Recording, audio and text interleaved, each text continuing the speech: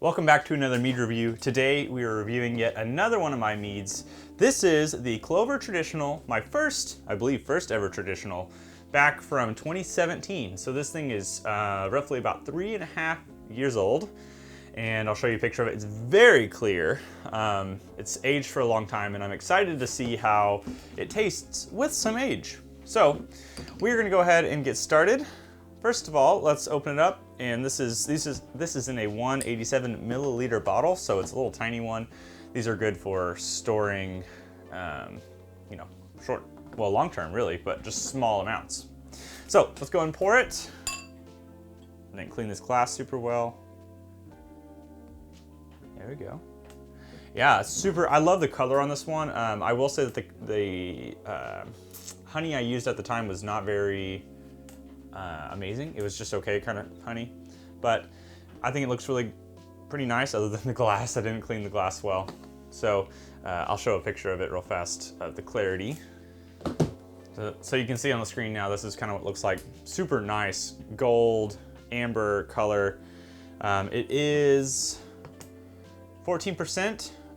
It's just water, clover, honey, yeast. I can't recall the kind of yeast I used. Is probably a Lalvin K1 or something like that. I'll put it on the screen actually.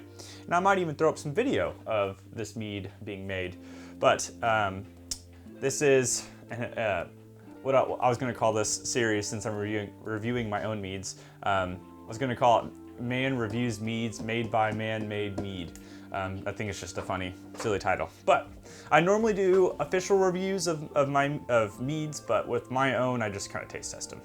Let's see what it's like. Ooh, this is definitely orange blossom honey, right? Nope, I just said it. It's clover honey. It's got some fruitiness. I definitely thought this was clover, or this was orange blossom, because it's got this bright floral note that just screams orange blossom. It smells incredible. I know it's dry for sure, because everything I made went dry, and I just left it like that. I didn't really do any back sweetening or anything like that, so it smells great. It's very mellow. You don't have any alcohol, which is super interesting. It's just got straight up nice honey character. Let's try it. Ooh, interesting. Very juicy. The body's pretty light. There's no alcohol presence at all, which could be dangerous. Oh man, that is very good though.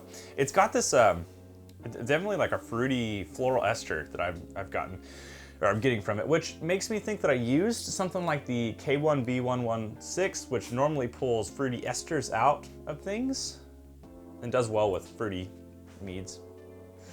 Honestly, I should have looked up before I did this what yeast I used. Yeah, I mean, it's super smooth.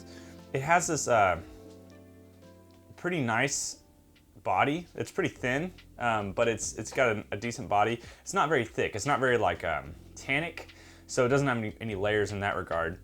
It is a little bit one-dimensional in that you do get this honey character. You don't really get a lot of other character. I do get some of that floral side that we talked about, but nothing that's like screaming, I'm unique, so to speak. I mean, it's still very good. Very juicy, like I said. I think the time has definitely melded the honey character within this thing. And I recall taste testing this a couple years ago actually, and it definitely was not the same. It was not as good as it is now, and so that it shows that age can help a mead. And you don't have to wait 3.5 years to drink your meads, but this one just so happened to wait a long time. This was my first traditional. Now I'll say for my first one ever, it's decent. I would say if I was giving myself an honest rating, this is a 6 out of 10. It's not screaming amazing things. It's not down at the bottom of the barrel saying I'm terrible. It's just kind of there. It needs some more tannic value. So if I were to do, when I do traditionals now, I should say, because I make them now, I normally try to add more tannic value, something like some oaking of some sort. I could have also taken and put some tea in the start. That would have provided a little more tannic value and created a bigger body. I also probably would have back sweetened this a little bit. It's not super dry. You still get some perceived sweetness from the honey, and that floral note is creating some of that sweetness, which is nice. Yeah, I mean, it's okay. I'm pretty pleased with this, and I think that I'll be curious. I still have a couple bottles of it left. I'll be curious to let those age for a little while longer, come back and taste test them and see what they're like maybe a year from now. And the thing I'm learning, as I think everybody learns, is that age really does make a large difference on your meads. And that's just because it needs time to meld flavors. It's really hard to wait that long. In fact, I think if I didn't make as many meads as I do now, probably would not have waited 3.5 years. However, because I've been patient along this journey and made a lot of stuff to distract me, I was able to let this one age. So my encouragement to you, make a lot of stuff, let your stuff age, and that will hopefully allow you to to forget about the old meads.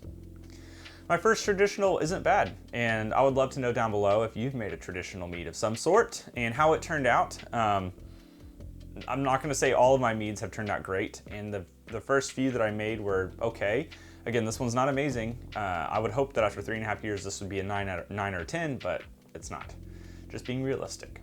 So have realistic expectations, taste your meads, be critical of yourself, and make sure that you are continually trying to get better at, or have a better understanding of the process. That will help you create a better mead in the long run.